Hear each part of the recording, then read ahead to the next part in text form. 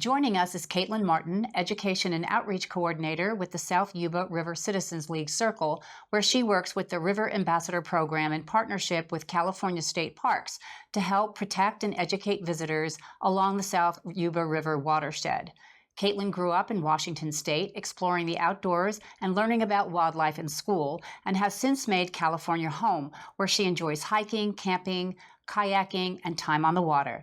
She's here to talk about Circle's River Ambassador Program and efforts to connect the community with local waterways. Welcome, Caitlin. Nice to have you in the studio. Thank you so much for having me. It's great to be here, Lynn. Good to have you. So tell us, I mean, this is a really exciting time of year when people really start to come out and enjoy the river.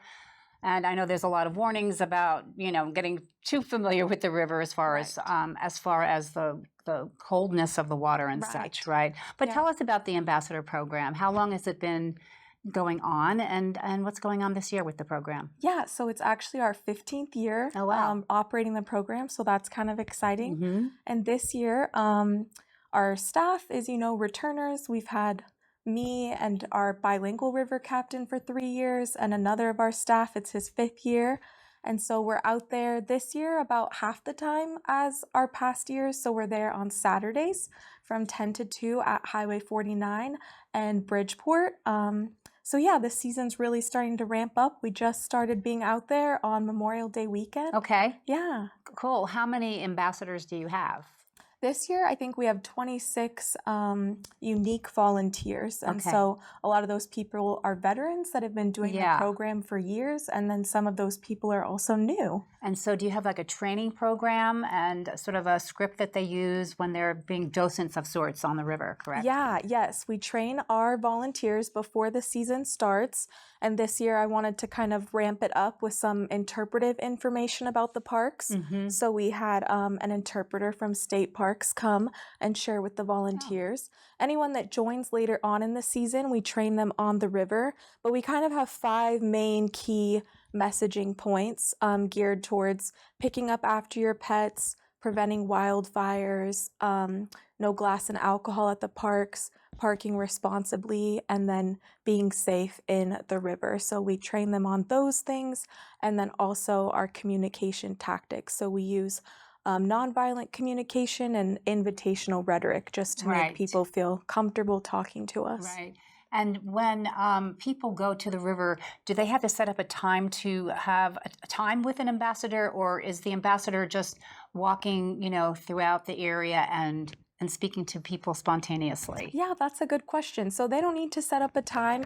We're at a booth that's like right in the line of sight. Okay. So at Highway 49, we're right before that pedestrian bridge, right in front of the parking lot. Mm-hmm. And then at Bridgeport, we're stationed like right near the covered bridge. So people we're like the first face that they see when they enter the state park, and we're there to welcome them and educate them about how to stay safe and be stewards, especially on those days where interpreters are off and things like that.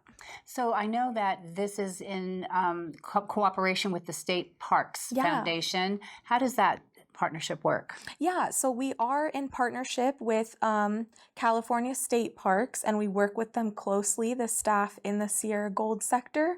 And so they come and are part of our training of the volunteers, like the supervising ranger. He also comes and trains our river captains in using the radios that were provided for emergencies, so that we're able to get emergency services out to the river as soon as possible.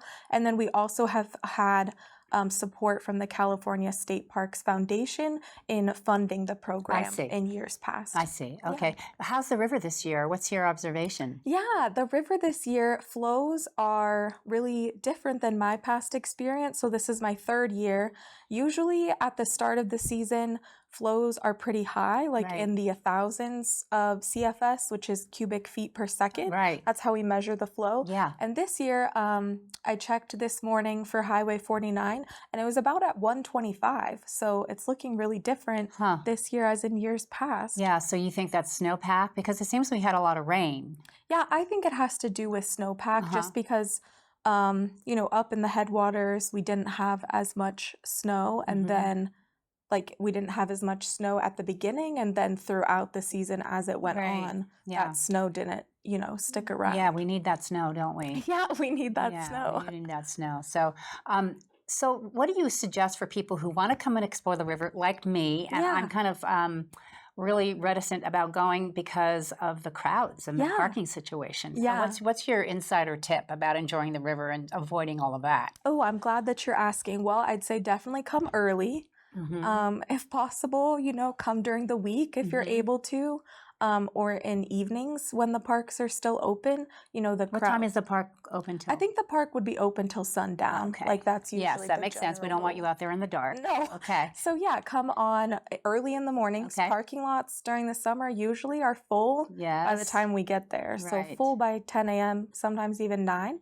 So get there early, and make sure you come prepared to be safe. Bring lots of water. It's hot out there. Life jackets are actually at the parks for people to borrow. There's Okay. a life jacket loaner program.